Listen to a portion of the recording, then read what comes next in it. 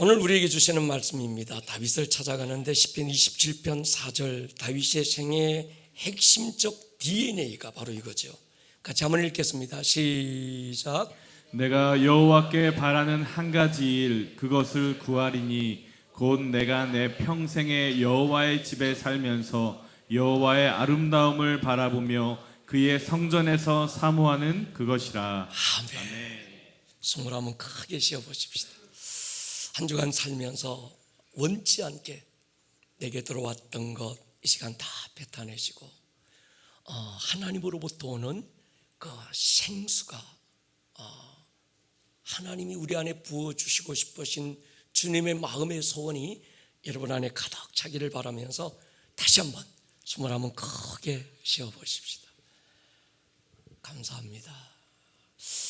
하나님은 역사의 변곡점에서 언제나 새 일을 행하는 분이죠. 누구도 예상하지 못했던 방법과 힘으로 큰 일을 행하시는 분. 하나님이 행하시는 이 두 가지 일, 큰 일과 새 일, 이 두 가지가 기대될 수 있기를 축복합니다.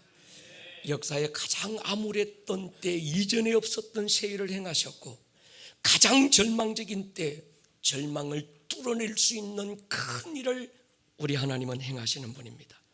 지금이 그 시즌인 줄 믿습니다. 여러분을 통해 이루어질 큰 일, 새 일을 기대하시기를 축복합니다. 우리 아름다운 꿈의 교회 공동체를 통해서 이제 새 일을 행하시는 하나님, 그분의 역사가 나타날 것입니다. 2000년 전 가장 어둡고 암울했던 때 로마의 정치적 권력과 사내들인의 종교적인 힘에 대하여 하나님의 반격이 시작이 됐습니다. 그런데 그 반격은 의외였습니다. 더 큰 권력과 더 강력한 힘이 아니라 하나님 앞에 겸손히 자기를 내어드린 가장 힘없고 약한 어린 양의 모습으로 나타나 그분은 세상을 뚫어내고 바꾸기 시작했습니다. 그 예수님이 땅에 사람의 모습으로 오셔서 십자가 어거진 나무 토막에 자기를 걸어놓고 그 가슴에 가지고 오셨던 교회 하나 끄집어 내어놓고 하늘로 가세요. 그리고 그 교회를 에클레시아, 하나님의 반격을 위한 하나님의 수단으로 세우셨습니다. 교회는 구원 공동체가 아닙니다. 구원을 넘어 이 땅에 세워질 하나님의 나라를 위해 부름받은 하나님의 군대입니다. 절대 권력을 가진 사울에 대한 하나님의 반격은 다윗이라는 이름 없는 목동 한 예배자를 통해서 시작됐습니다. 하나님의 반격은 시대를 초월해서 오늘도 원띵의 한 예배자를 통해서 하나님의 역사가 시작될 것입니다. 우리가 더 강력한 예배를 사모하는 이유가 있습니다. 하던 대로 종교적 예배를 거부하고 하나님의 임재가 아니면 만족할 수 없는 허기를 드러내는 이유가 있습니다. 임재가 답이기 때문입니다. 임재만이 열쇠입니다. 여러분, 예배로 승부할 수 있기를 축복합니다. 하나님의 임재로 오늘의 모든 상황을 뚫어낼 수 있는 사람, 하나님의 사람인 줄 믿습니다. 저는 다른 길이 없다고 믿습니다. 예수가 길입니다. 다른 진리가 없다고 믿습니다. 그분이 진리입니다.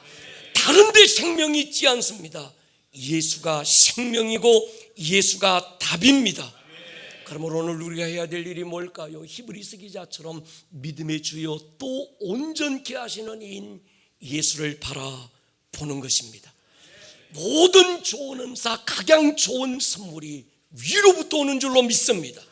그분이 알파요, 그분이 또 오메가입니다. 그분이 시작이고 또 그분이 끝이고 그분이 처음이고 역시 그분이 또 나중인 줄로 믿습니다. 지난 3년 지루하고 긴 코로나를 지나오면서 감사했던 게 하나가 있습니다. 처음 코로나가 터졌을 때 우리는 혼란과 혼돈 속에서 방황했습니다. 어디가 길인지 몰랐습니다. 앞도 뒤도 보이지 않았어요. 그런데 그때 우리는 다른 길을 찾지 않았습니다. 동서남북 사방이 닫혀도 진짜 길은 닫히지 않는다는 믿음으로 진짜 길을 찾기 시작했습니다. 상황 때문에 닫혔던 길이라면 진짜 길이 아닌 거지요. 여건 때문에 닫혔던 길이라면 진짜 길이 아닌 거지요. 진짜 길은 어떤 상황에서도 열린 대로가 되고, 아멘입니까? 어떤 조건 속에서도 열린 길이 되는 줄로 믿습니다. 예배와 기도, 말씀과 기도라고 하는 본질을 붙들었습니다. 하나님의 자녀됨이라고 하는 선십과 교회됨이라고 하는 킹십을 붙들기 시작했습니다. 돌아보면 먼저 하나님께 감사했어요. 또 하나 감사한 건 목사의 어처구니 없는 해법을 말없이 믿고 따라와 주신 교회와 성도님들께 감사했습니다. 코로나가 끝나가는 이 시점에서 다시 한번 주님 앞에 나갔을 때 하나님의 염려가 제 안에 가득 찼었어요. 혹시나 코로나가 끝났다는 것 하나만으로 본질이 아니라 다른 어떤 시스템이나 프로그램을 찾지는 않을까? 위기를 넘었다고 하는 안도감에 달려가던 열심 늦추고 안일함에 젖어들지는 않을까? 주님의 염려도 마땅한 건 제 안에는 잠시도 가만히 있지 못하는 인간적인 열정이 가득 남아 있었어요. 뭔가 꼼지락거리기라도 해야 직성이 풀리는 인간적 열심이 제 안에 있었습니다. 제가 가장 힘든 건 뭔가 하는 게 아니라 아무것도 안 하는 게 힘듭니다. 이것이 강점이 될 때도 있었지만 때로 약점이 될 때도 많았습니다. 그러나 하나님의 염려를 알고 다시 주 앞에 무릎으로 나아가면서 다짐했어요. 우리는 본질로 승부할 것입니다.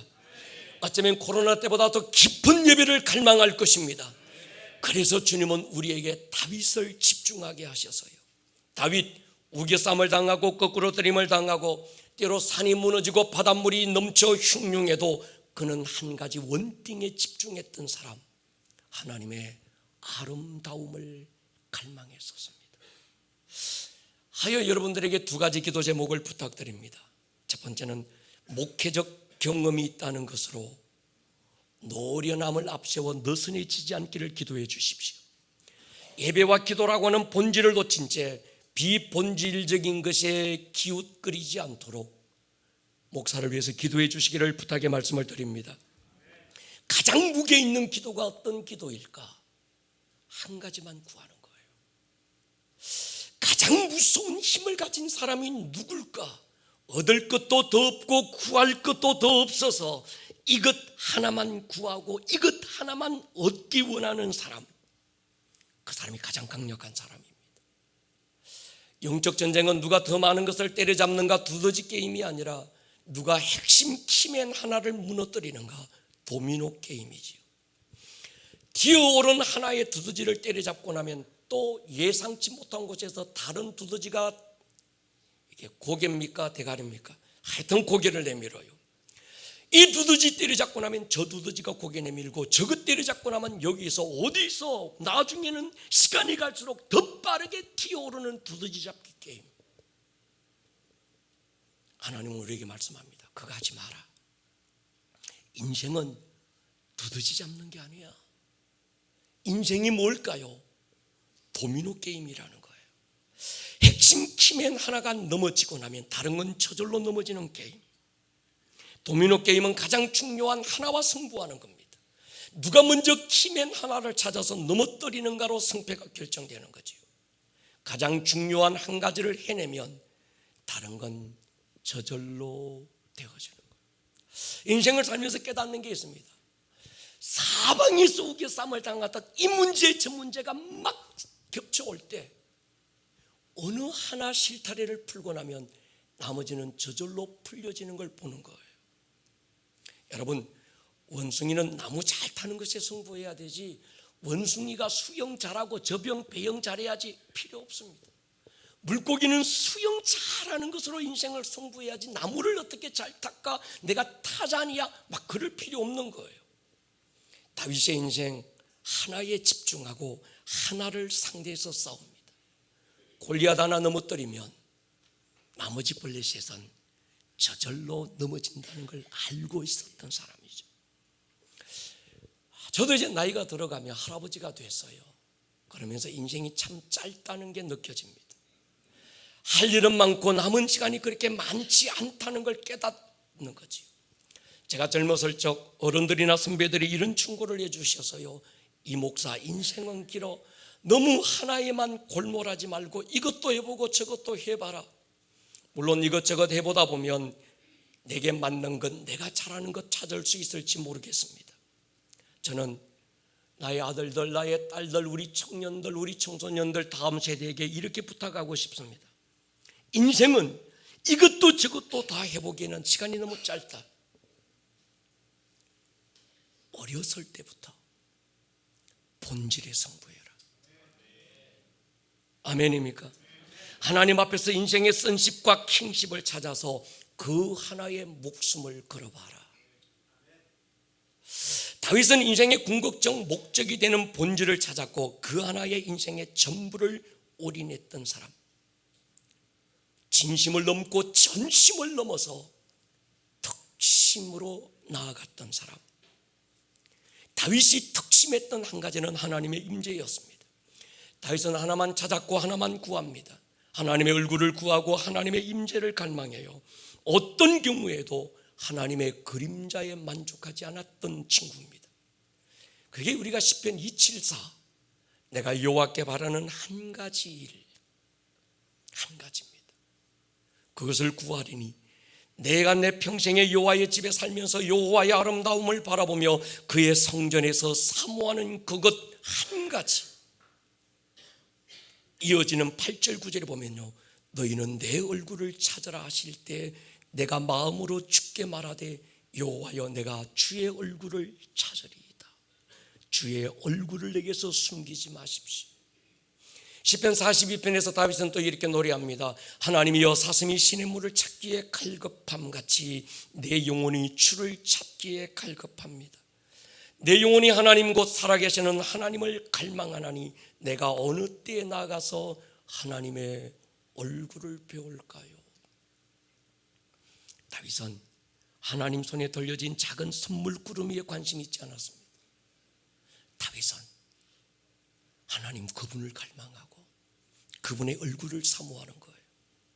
오늘 274 시편 27편 4절 이 본문은 자신의 아들 압살롬이 아버지를 죽이고 왕좌를 빼앗겠다고 반역을 일으킨 배경이 있습니다. 아들과 맞설 수 없었던 아비의 사랑은 모든 걸 버리고 머리 풀어에 치고 맨발로 예루살렘을 떠나면서 불렀던 노래가 바로 시편 27편의 노래지요. 1절부터 보면 이래요. 여호와는 나의 빛이요 나의 구원이시니 내가 누구를 두려워하리요. 여호와는 내 생명의 능력이시니 내가 누구를 무서워하리요. 악인들이 내 살을 먹으려고 내게로 왔으나 나의 대적들 나의 원수들인 그들은 실족하여 넘어졌도다. 군대가 나를 대적하여 진칠지라도 내 마음이 두렵지 아니하며 전쟁이 일어나 나를 치려할지라도 나는 여전히 태연하리로다. 내 평생에 여호와께 바라는 한 가지, 그건 지금만이 아니었어요. 어렸을 때부터 이것도 해보고 저것도 해보고 이 길도 가보고 저 길도 가보고 다윗은 그러지 않았습니다. 그는 한 가지, 여호와의 집에 살면서 여호와의 아름다움을 바라보고 그의 전에서 하나님을 사모했던 그 한 가지, 그가 장수로 전쟁터에 나가서 말을 타고 싸움을 주도할 때나 왕의 자리에 앉아서 백성들을 통치하고 다스릴 때나 그의 한 가지는 변치 않았습니다. 하나님의 집에서 하나님의 아름다움을 바라보고 살고 싶은 그 원띵의 소원이 지금 인간적으로 보면 말도 안 되는 이 상황에서도 그의 한 가지 소원은 변치 않고 있는 거예요. 여러분, 누가 잘 살까요? 돈이 많아야 잘 살까요? 많은 걸 배워야 잘 살까요? 높은 지위에 앉아야 잘 살까요? 아니면 탁월한 어떤 그 작품을, 인생의 어떤 작품을 남겨야 잘 살까요? 그러지 않습니다. 잘 사는 사람은요, 어떤 상황에서도 포기할 수 없는 한 가지를 가지고 있어야 잘 사는 사람입니다. 이것도 저것도 얻고 싶고 누리고 싶은 사람이 잘 사는 게 아닙니다. 어떤 상황에서도 이것 하나만은 반드시 이루어야 될 절대적 가치를 가지고 있는 사람, 여호와의 집, 여호와의 아름다움, 여호와의 성전 같은 말이죠. 살면서 바라보면서 사모하는 것 다르지 않는 말입니다. 같은 말을 반복적으로 사용하면서 강조하고 있지만 더 강조하는 히브리어 문법이 여기 숨겨져 있습니다. 모든 글씨의 목적어가 한 가지입니다. 여러분, 히브리어 문법상에는 동사나 주어 뒤에 목적어가 나와요. 그래서 SVO 형식이라고 합니다. 우리나라는 주어 다음에 목적어가 먼저 나오고 동사 뒤에 오는 어순이라고 해서 SOV 형식이라고 그래요. 영어가 우리 어려운 건 어순이 다른 겁니다. 우리는 주어, 그 다음에 목적어가 바로 나오잖아요. 그런데 영어는 목적어가 맨 뒤에 나오는 거예요. 그러다 보니까 영어가 헷갈리는 겁니다. 저는 외국에 나가면 그냥 우리나라 어순으로 영어를 해버려요. 근데 알아듣더만요.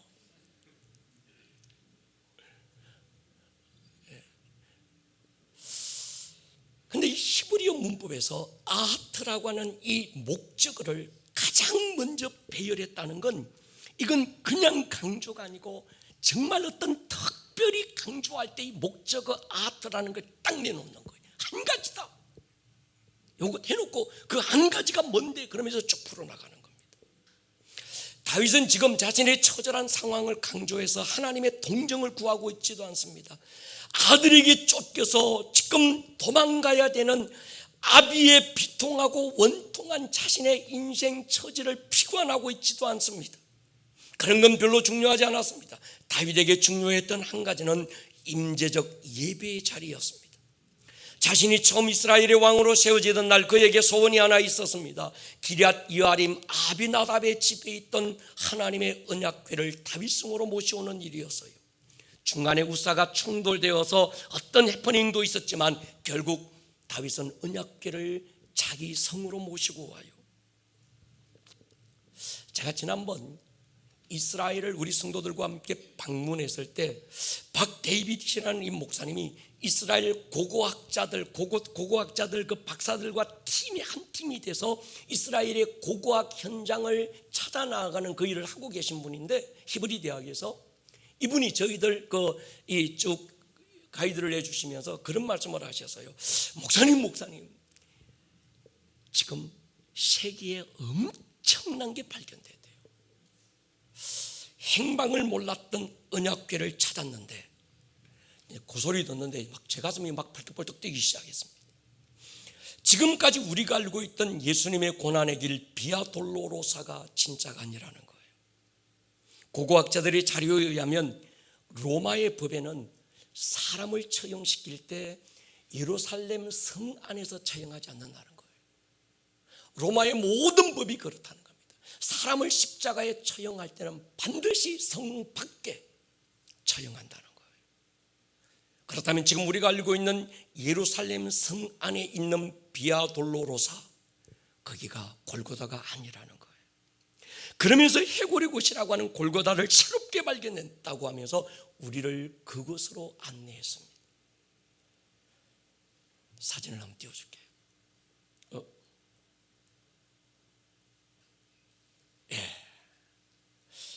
이 홍콩의 불나방들 빼고 저 뒤에 보면 해골처럼 생긴 데가 있어요. 이건 예루살렘 밖입니다. 성은 저기고 성 밖이, 저쪽은 성이고 이쪽은 성 밖입니다. 영상을 한번 줘보십시오. 자료 영상을 보여드릴게요. 여러분, 저기가 저 해골처럼 보이지요? 여기가 바로 여기라는 거예요. 저기가 바로 해골의 곳이고 예수님이 십자가가 세워졌던 곳이 어딘가 하면 바로 지금 아직은 공개되지 않기 위해서 지금 있는 그 나무 뒤에 있지요. 저곳이라는 거예요. 그리고 저 밑에서 비밀에 붙여졌던 언약궤가 발견됐는데 그 언약궤 바로 위에 십자가가 세워졌고 언약궤를 찾아보니까 그 언약궤에 2000년 전 예수님이 흘렸던 피가 언약궤 위에 그 흔적으로 남아있더라는 거예요. 여러분, 지금 그 언약궤는 이스라엘에서 비밀리에 보관하고 있다고 합니다. 언약궤는 다윗의 인생에서만 아니라 모든 그리스도인들에게 굉장히 중요합니다. 과거 모세와 함께 이스라엘이 애굽에서 나왔을 때 하나님은 시내산에서 성막을 지으라고 명령해요. 성막 안은 세 개의 공간으로 나누어져 있는데 가장 깊은 지성소 안에 언약궤가 있었더랬습니다. 언약궤 안에는 하나님의 백성들이 하나님과 맺은 언약의 두 돌판, 하나는 1계명부터 4계명까지 대신 관계에서, 5계명부터 10계명까지 또 하나의 돌판에는 사람과의 관계에서, 그리고 언약궤 안에는 하나님과 그의 백성들이 하나님이 공급자라고 하는 만나를 담았던 항아리가 있고, 언약궤 바로 앞에는 하나님의 절대 권위를 상징했던 아론의 쌍난 지팡이를 두었습니다. 그리고 그 언약궤 위에는 두 천사가 서로 마주보고 손을 들고 있는데 하나님의 은혜가 선포되는 시은좌라고 하는 거예요. 제가 지난번 이스라엘에 갔을 때 이 언약궤를 사가지고, 진짜 말고 모형으로 된 이 하나님의 언약궤를 하나 사가지고 와서 이 촛대 옆에 하나 두려고 그랬는데 제가 못 샀어요. 다음번에 가면 꼭 하나 사가지고 와서 여러분들에게 보여드리려고 합니다. 누구도 이 지성소 안에는 범접할 수가 없었습니다. 대제사장만 1년에 한 번 제단에서 잡은 양의 피를 들고 지성소 안에 뿌렸을 뿐입니다. 언약궤의 역사 가운데 하나님의 언약궤를 맨 제사장들이 요단강에 발을 담글 때 요단강이 멈추고 대로를 열어주었습니다. 금성절벽 여리고를 만났을 때 하나님은 언약궤를 맨 제사장들이 앞서 성을 돌게 하셨고, 하루에 한 번씩 6째 날에 7번 돌자 성이 무너졌다고 기록되어 있습니다. 나중에 하나님과 신실한 언약을 잃어버린 사람들이 마치 하나님의 언약궤를 어떤 신비한 부적처럼 여기면서 액땜을 물리쳐주는 요술로 어떤 것처럼 생각했던 거예요. 결정적으로 엘리의 두 아들 홈리와 비느하스가 블레셋과의 전투에서 이 언약궤를 들고 나갔다가 전쟁에서 패하고 두 아들은 죽고, 소식을 들은 엘리 제사장은 그 자리에서 넘어져 목이 부러져 죽어요. 그때 비느하스의 아내가 아들을 낳으면서 이름을 이가봇, 그러니까 여러분 성이 이시고 이름이 가봇이고 그거 아닙니다. 이가봇, 하나님의 영광이 떠났다, 계시적인 이름을 지어요. 여러분, 예배는 액땜을 물리쳐주는 부적이 아닙니다. 기도는 액땜을 물리치는 신비한 주문도 아닙니다. 하나님은 당신의 필요를 위해서 이용해도 되는 그런 분이 아닙니다. 가치가 닿으면 약발 떨어진 폐건지처럼 쓸모없어 버려버려도 되는 것이 예배가 아니라는 거예요. 여러분, 예배는 인생의 목적입니다. 기도는 하나님의 마음을 알기 위한 우리의 수단이어야 합니다. 신앙은 인생의 옵션이 아니지요. 그분을 경외하는 것, 존재의 이유고 오늘을 살아가야 되는 삶의 목적인 줄로 믿습니다. 블레셋의 언약궤를 빼앗겼던 이 언약궤가 기럇 여아림 아비나답의 집에 방치된 지 수십 년의 시간이 흘러요. 그런데 그 시간 동안 누구도 언약궤에 대해서 관심을 가지는 사람이 아무도 없었습니다. 지성소가 텅 빈 채 성전 안에서는 양을 잡고 번제가 여전히 드려지고 있었고, 하나님의 임재가 없는 종교 행위로서의 예배와 절기는 여전히 진행되고 있었습니다. 그들에게 중요한 건 임재가 아니라 종교적 열심을 충족시켜줄 의식이었어요. 여러분, 오늘도 그런 예배가 없을까요? 예배 현장 안에 종교적인 열심은 있는데 그들의 예배에 하나님의 임재가 있는지 없는지 관심조차 없는 사람들이 왜 없을까요? 예배 현장에 발도장 찍고는 가는데 하나님과의 만남에 대한 갈망이 없는 사람들이 얼마나 많을까요? 그냥 예배 자리에 참석하고 예배 보고 간다는 종교적 의무에 만족하고 많은 수많은 예배자들이 우리 가운데는 없을까요? 저는 그런 확신이 있습니다. 임재가 없는 예배는 예배가 아니다. 아멘입니까?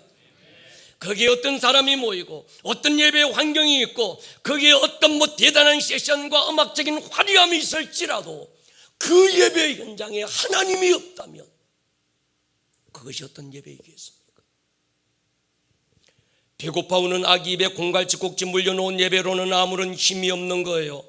여러분, 우리 예배 가운데 하나님의 임재가 있기를 갈망하십시다. 종교라는 형식으로 안 된다는 허기진 영혼의 본성을 드러내시기를 축복합니다.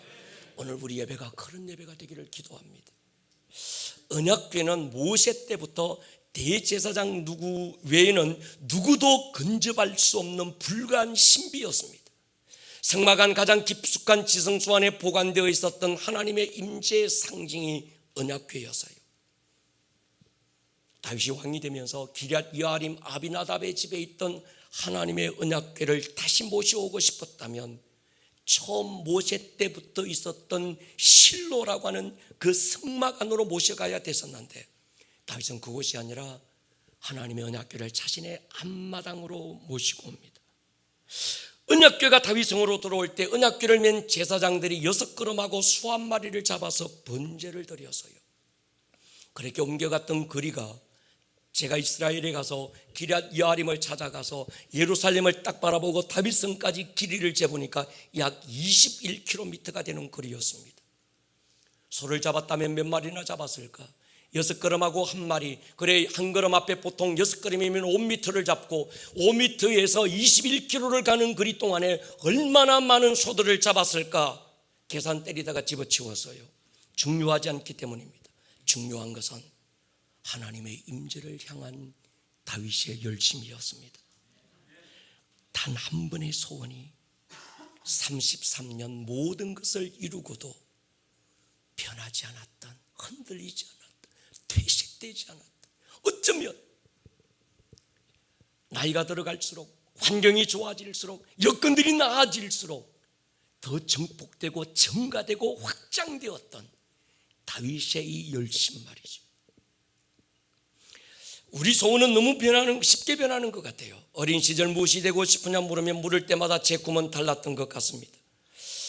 이수신 장군의 이야기를 듣고 책을 읽고 나면 그 같은 장군이 되기도 싶었습니다. 여자아이들은 나이팅게일의 이야기를 들을 때면 금세 간호사가 되고 싶어 했습니다.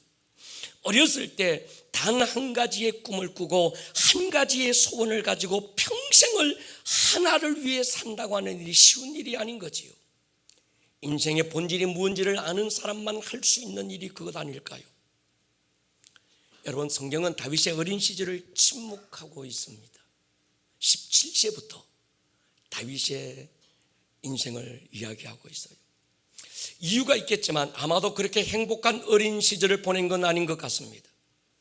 요즘 상담이나 심리학적 차원에서 보면 심각한 결핍으로 어린 시절을 보냈을 거예요. 사무엘이 아버지 이새를 찾아가서 말합니다. 당신의 집 아들들 가운데 이스라엘의 왕으로 세울 자가 있다. 그래서 모든 아들들을 불러오라고 했을 때 이새라는 아버지는 의도적으로 다윗을 제외시킵니다. 형제들에 비하면 여러 가지로 부족했던 다윗, 존재감마저 없었던 거예요. 성경에서 질이 완전수라면 다윗이 없으면 형제들은 차라리 완전한 가족이 되었다 싶었을 정도로 감추고 싶었던 아들이 다윗이었는지 모르겠습니다. 다윗의 이야기에 엄마의 이야기가 없습니다. 다윗은 아마도 모성에 대한 결핍도 있었을 거예요. 27편 10절에 보면요, 다윗은 내 부모는 나를 버렸다 이렇게 기록합니다.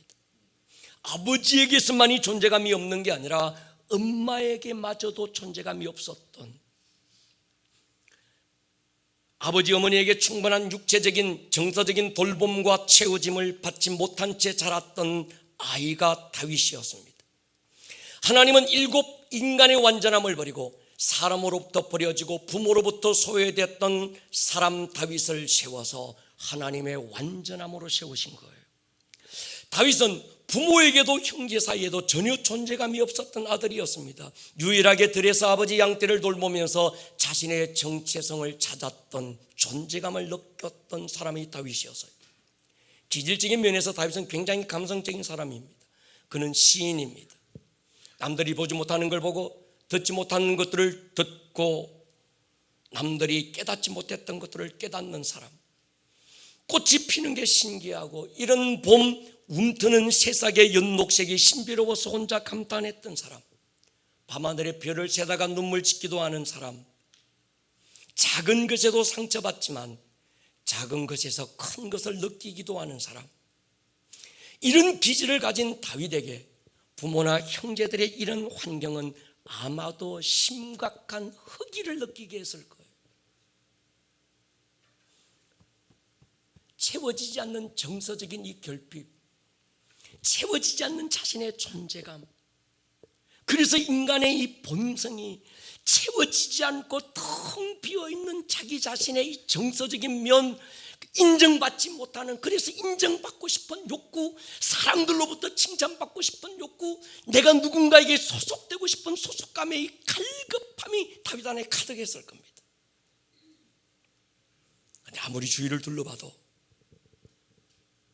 자기에게 그걸 채워줄 수 있는 상황은 없었어요. 그래서 다윗은 원띵 하나님만 본 거예요. 저는 어렸을 때 다윗의 시편이 그렇게 좋았습니다. 돌아볼 때 제가 의지할 사람이 아무도 없었습니다. 가문의 배경도 의지하고 기댈 부모 그늘도 제게는 없었습니다. 돌아볼 때 모든 것이 결핍이었어요. 그래서 때로 교회 달려가서 하나님을 원망하기도 했습니다. 하나님, 이리 보고 저리 살펴보아도 모든 것이 내게는 결핍입니다. 아무도 없고 나만 남았습니다. 그때 주님의 음성이 제게 들려서요, 아들아, 아무도 없는 게 아니야. 아무도 없지. 그 텅 빈 공간을 내가 채우고 있어. 내가 모세와 함께 있었던 것처럼 또 너와 함께 있을 거야. 돌아보니 결핍의 상황 속에 주님이 계셨고 텅 빈 그 공간 안에서 주님이 채워주고 계셨던 거예요. 하나님이 곁에 계셔서 부족하지 않았고, 하나님이 나의 하나님이어서 사망의 음침한 골짜기를 다녀도 저는 두렵지 않았습니다. 하나님 한 분으로 내 잔은 가득 차고 넘친다고 고백할 수 있었습니다. 결핍이 하나님 한 분께만 원띵할 수 있었던 에너지였고 자산이었어요. 여러분, 여기저기도 이것도 저것도 의지할 것이 있는 사람은 절박함이라는 단어가 무슨 개념인지를 몰라요. 그러나 의지할 것이 하나밖에 없는 사람은 절박함이 뭔지를 압니다. 간절하다는 이 단어의 개념이 뭔지를 알아요. 그 하나에 대한 집착은 엄청난 힘이 됩니다. 다윗의 기질에 반해서 아무것도 채워지지 않았던 이 다윗의 결핍의 상황과 환경은 오히려 하나님이라고 하는 진정한 인생의 본질에 집착할 수 있었던 에너지가 아니었을까요? 여러분, 결핍을 두려워하지 마십시오. 아무것도 없을 수 있습니다. 엘리야처럼 하나님 나만 남아있습니다. 아무도 없습니다. 하나님 사랑하고 내세울 게 아무것도 없습니다. 여러분, 두려워하지 마십시오. 채워야 될 것으로 채워지고 나면 다른 건 채워지지 않아도 괜찮습니다. 채워야 할 것이 없기 때문에 하나님 한 분만 갈망할 수 있는 겁니다. 여러분의 결핍을 하나님의 임재로 승부하시기를 축복합니다. 제가 만난 원띵의 사람들 한결같이 어린 시절 심각한 결핍을 경험한 사람들이었습니다. 성경 속의 엘리야나 성경 속의 어떤 사무엘이나 성경 속의 어떤 위대한 인물들 말고 오늘 이 시대, 저와 함께 이 시대를 살아가면서 하나님 앞에서 하나님 한 분으로 가득 채워져서 한 시대 하나님이 귀하게 쓰시는 원띵의 사람들을 보면 공통점이 있어요. 어린 시절부터 심각한 결핍의 환경을 가진 사람들이었습니다. 하나님은 그 결핍을 쓰신 거예요. 여러분, 모든 것이 다 채워진 사람은 그 어떤 하나의 절박함을 모릅니다. 그것에 목숨 거는 게 뭔지를 모릅니다. 여러분, 그러나 그 결핍 주님 손에 올려놓으면 하나님이 쓰시는 은혜가 될 줄 믿습니다. 인생의 큰 자산은 모든 것이 풍족한 상태에서 오는 것이 아니라 없고 없는 결핍으로부터 오더라는 거예요. 그래서 발견하는 게 있습니다. 결핍도 에너지고 결핍도 자산입니다. 인생의 외로운 어느 날 부를 누구의 이름도 없고 내 이름을 불러줄 누구도 없을 때 여러분, 아버지를 불러보세요. 그 아버지가 여러분의 이름을 불러주실 거예요. 여러분의 이름 석자, 어긋진 나무 토막에 양팔을 걸어놓고 그 손바닥에 나의 이름 석자 새겨놓고 기억하시는 분. 이사야 49장이 그 말씀입니다. 여인이 어찌 그 젖먹는 자식을 잊겠으며 자기 태선한 아들을 긍휼히 여기지 않겠느냐. 그들은 혹시 잊을지라도 나는 너를 잊지 않을 것이다. 그 다음 구절에 보면 내가 너를 내 손바닥에 새겼다고 기록합니다. 다윗은 한 가지만 구했습니다. 그가 구한 건 하나님의 손이 아니라 하나님의 얼굴이었고 하나님의 손에 돌려진 선물꾸러미가 아니라 하나님 그분이었습니다. 들에서 양떼를 칠 때도 아니면 장군으로 전쟁터를 누빌 때도 아니면 왕으로서 모든 걸 다 가지고 누리고 있을 그때에도 그는 원띵 하나님 임재 하나만 갈망했습니다. 사무엘하 7장 보십시오. 다윗 왕이 여호와 앞에 들어가 앉아서 이르되 주 여호와여 나는 누구오며 내 집은 무엇이기에 나를 여기까지 이르게 하셨나이까. 여기서 여호와 앞 이 말은 다윗의 장막 그 안에 있는 언약궤 앞 앉아서 에쉐보라고 하는 단어는 오랫동안 머물다는 겁니다. 다윗은 여호와 앞에 오랫동안 머물면서 자신의 왕관을 그 발 앞에 벗어놓고 하나님이 왕이심을 고백하며 어린아이처럼 뛰고 춤추고 예배하는 다윗.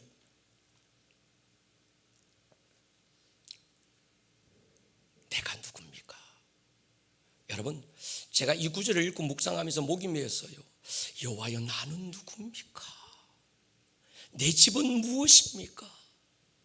다윗은 왕의 자리에 앉았고 왕관을 쓰고 있었지만 자기가 누군지 분명하게 알고 있는 거예요. 내가 지금 모든 걸 다 가졌지만 모든 결핍 속에 있던 어린 시절 부모에게마저도 존재감이 없었던 아무에게도 내가 누군지 가르쳐주지 않았던 그런 어린 시절 그때 말고 모든 걸 다 가지고 모든 스포트라이트가 자기를 집중하고 있고 모든 환경이 다 좋은 그때에도 다윗은 자기가 누군지를 잊어버리지 않는 거예요. 하나님 내가 누굽니까? 여러분 공부 많이 하고요 인생 오래 살다고 자기를 아는 게 아니더라고요. 사람은 하나님 앞에 마주 앉기까지는 자기가 누군지를 모릅니다. 동의하십니까? 하나님 앞에 마주 앉아봐야 내가 누군지 알고 왜 살아야 되는지 알고 왜 오늘 공부해야 되는지 알고 왜 이 직장을 다녀야 되는지 알고 왜 이 돈을 벌어야 되는지를 아는 거예요. 여호와여 나는 누구며 내 집은 누굽니까? 이건 목동 시절 때 얘기한 게 아니에요. 왕이 된 겁니다. 모든 걸 다 가지고 있는 거예요. 그때에도 예전이나 지금이나 나는 하나님 앞에 내가 누군지 다윗은 잊지 않고 있는 거예요. 나의 나 된 것은 하나님의 은혜입니다. 여러분 매일 하나님 앞에 앉아 있습니까? 기도의 집에 와서 대단한 기도 내놓으라는 얘기 아닙니다. 그저 얼굴과 얼굴 맞대고 주님 앞에 앉아있는 그것 하나 은혜인 줄 믿습니다. 아들 압살롬이 반역을 일으키고 맨발로 예루살렘을 빠져나올 때 제사장 사독과 아비아달이 언약궤를 메어가자고 요구했을 때 다윗이 거절해요. 처음엔 이해가 안 됐습니다. 언약궤는 하나님의 임재의 상징이고 그 위에 파란 하나님의 불꽃 쉐키나 영광은 그토록 다윗이 갈망했던 한 가지였어요. 그 앞에서 다윗은 위로를 얻었고 치유가 됐고 힘을 얻었던 사람이었습니다. 다른 건 그냥 두고 갈 수 있었지만 이 언약궤만큼은 가지고 가자고 했어야 옳았습니다. 특히 이 언약궤는 백성들 앞에서 정치적으로 자신의 왕권에 대한 배경이었고 수단이었고 입지였습니다. 근데 묵상하면서 깨달았어요. 다윗은 자신의 개인적 입지를 세우기 위해서 하나님의 언약궤를 이용하고 싶지 않았습니다. 언약궤를 이용해서 왕권을 유지하고 싶지도 않았고 그 언약궤를 이용해서 사람들을 조종하고 싶지도 않았던 겁니다. 다윗에게 하나님은 이용의 대상이 아니라 사랑의 대상이었습니다. 다윗은 우사 충돌 이후로 3개월이 지난 다음 오벳 에돔의 집에 있던 언약궤를 모셔오기 위해서 사람을 보내요. 아까 전에 말씀드린 대로 6걸음하고 소 1마리 잡고 감사와 기쁨의 제사를 드리고 또 6걸음하고 또 소 1마리 잡고 그 앞에서 또 감사와 제사를 하나님께 드립니다. 여러분 제사의 과정이 오늘 우리처럼 그저 찬송하고 에어컨 밑에 앉아가지고 박수 치고 막 이게 아닙니다. 오벳 에돔의 집에서 예루살렘까지 20km의 길 상상해 보세요. 6걸음하고 소 1마리 잡아요. 여러분 소 잡아 보셨습니까? 소 1마리에서 나오는 피의 양이 얼마나 많은지 아십니까? 6걸음하고 소 1마리 잡아요. 또 6걸음하고 소 한 마리 잡습니다. 예배하고 제사하고 번제 과정이 굉장히 힘듭니다. 또 6걸음하고 소 한 마리 잡아요. 아마 다윗이 예배하며 거쳐왔던 그 길은 소의 피로 온통 범벅이 되고 말았을 거예요. 기럇여아림 오벳에돔의 집에서 다윗성까지 오는 그 길은 피냄새로 진동했을 거예요. 여러분, 예배는 이런 거예요. 아멘입니까? 예배는 낭만적인 분위기 안에서 그저 뭐 시간 됐으니까 야 땡 하고 시작해서 땡 하고 마치고, 그게 예배가 아니라는 거예요.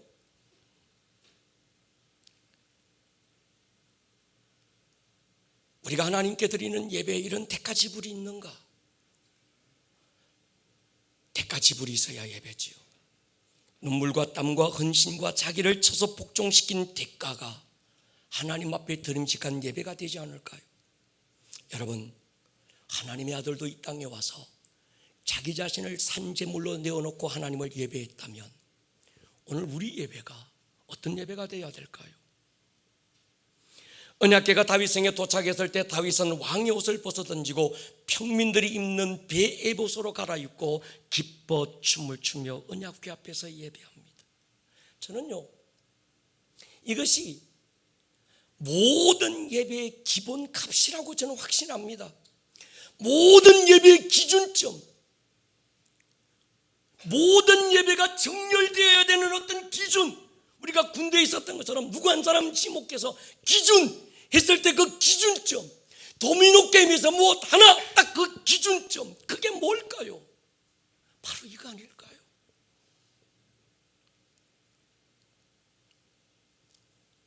사람들이 제게 물어요. 목사님, 꼭 별스럽게 그렇게 예배해야 맞습니까? 좀 거룩하게, 좀 엄숙하게 그렇게 예배하시면 좋을 텐데 꼭 그렇게 별스럽게 예배하는 게 맞습니까? 제가 그래요. 맞습니다. 하나님은 그렇게 예배받기에 합당한 분이었습니다. 다윗은 그렇게 별스럽게 예배했고 하나님은 그런 다윗을 사랑하셨어요. 예배의 본질은 시스템이나 시간이 아닙니다. 하나님의 임재를 향한 갈망이고 친밀함인 줄 믿습니다. 아마 미갈이 그래서요, 왕이 뭘 그렇게 별스럽게 예배합니까? 채통도 좀 차리시고 체면도 있는데 왕이 뭘 그렇게 별스럽게, 백성들이 보는 앞에서 이 원피스 입고 다리 뻗떡뻗떡 치켜들고 춤을 추고 꼭 그렇게 예배해야 맞습니까? 그때 다윗이 뭐라고 그럽니까? 맞다. 네가 무엇라고 할지라도 나는 그렇게 하나님 앞에 예배하고 싶다. 아멘입니까? 여러분, 하나님 앞에 폼 잡으려고 하지 마세요. 뭐 폼 잡아봐야 얼마나 잡겠어요. 어린아이 같은 순수함으로 예배할 수 있기를 주의 이름으로 축원합니다. 혹시 여러분 어렸을 때 두더지 잡기 게임 못 보셨어요? 도로변 큰 박스에 손에 망치 들고 머리 내미는 두더지 잡기 참 많이 하셨을 거예요. 망치로 머리 내밀고 나오는 두더지 머리 힘차게 두들겨 패고 나면 다 끝날 줄 아는데 보니까 여기 한 마리가 또 기어 올라와. 그거 때려잡고 나면 여기서 또 올라올 때 소리 냅니다. 뭐 이상한 거 약 올리는 소리 있잖아요. 또 요거 한번 잡고 나면 저기서 또 대가리 내밀어, 저거 잡고 나면 여기서 또 밀어. 나중에는 이게 얼마나 막 빨리 나오는지 그러다가 지치는 거예요. 도미노 게임 해보셨습니까? 이 도미노 게임은 18세기 수도원에서 시작됐습니다. 도미노라고 하는 이름의 뜻이 있습니다. 주님이 하셨다는 뜻입니다. 중간쯤 넘어진 말에게 왜 넘어졌느냐고 물으면 앞에 말이 넘어져서 나는 넘어졌다고 대답할 거예요. 그렇게 무너서 맨 앞에 있는 말에게 넌 왜 넘어졌느냐고 물으면 누가 넘어져서 내가 넘어진 것이 아니라 딕시트 도미누스 도미노, 수도사들은 그렇게 외치면서 주님이 이걸 무너뜨렸다는 거예요. 그게 도미노 게임의 시작이었고 유래였습니다. 여러분, 인생은 두더지 잡기 게임이 아니더라고요. 인생은 도미노 게임이었습니다. 하나에 승부하는 거예요. 아멘입니까? 보니까 그렇습니다. 하나만 풀어지고 나면 모든 실타래가 저절로 풀리는 거예요. 그런데 요즘은 백수가 과로사 한답니다. 물어보면 애들도 바쁘대요. 왜 바쁘냐 물어보면 내용도 없어요. 그냥 바빠요. 분주한 거예요. 그렇게 허기져서 허덕이면서 무언가를 지워보려고 허둥바둥. 근데 나중에 보니까 빈손이고 텅 비고, 그래서 인생이 우울하고 나는 인생 헛살았나 싶은 거예요. 여러분, 두더지 잡아서 그렇습니다. 아멘입니까? 우리 하나님과 승부하십시다. 예배로 승부하십시다. 하나님의 임재로 승부할 수 있기를 주의 이름으로 축원합니다. 머리를 한번 숙여보겠습니다.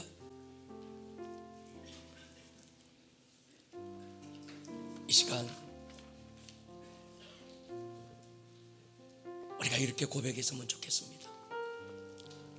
나의 평생에 단 한 가지 소원,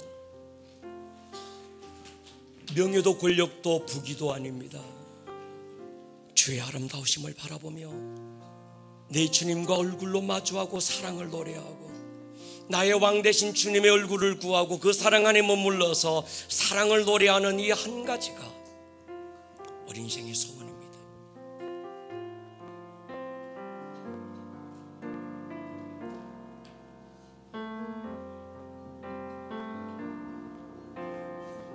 내가 주의 잔말을 사모합니다.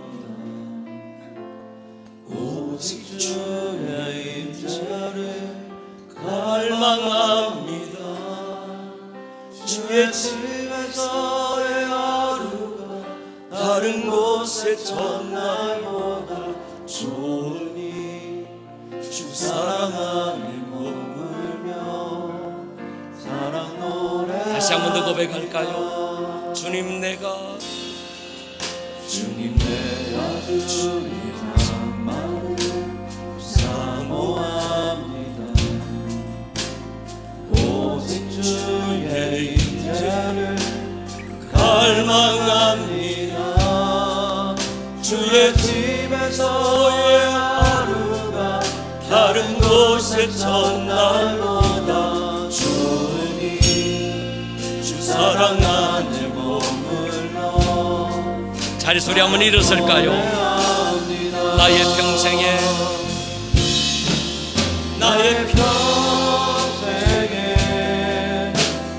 한 가지 소원, 주의 아름다우심 보며 사랑 노래하는 것.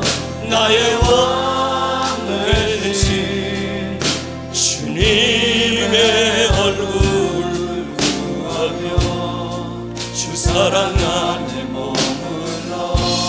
한 번만 더 고백하십시오. 나의 평생에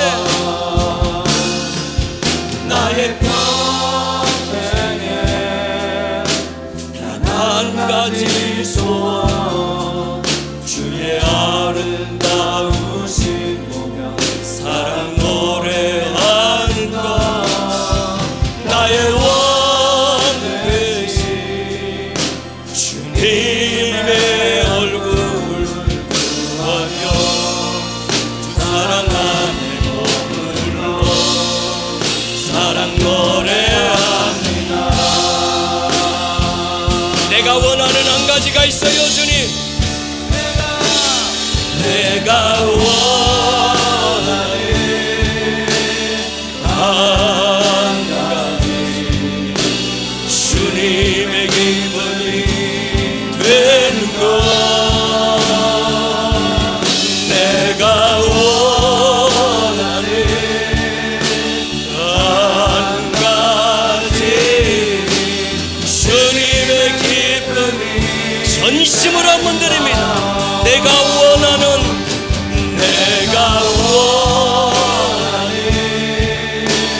한 가지, 주님의 기쁨이 된 것.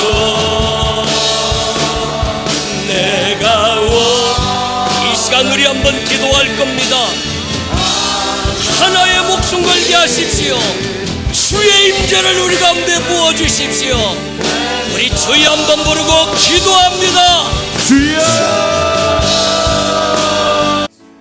오늘 들었던 이 말씀이 듣는 말씀에서 끝나지 않고 여러분들의 삶에 살아내는 말씀으로 생명력 있는 말씀이 될 수 있기를 주님의 이름으로 다시 한번 축복합니다. 온 하늘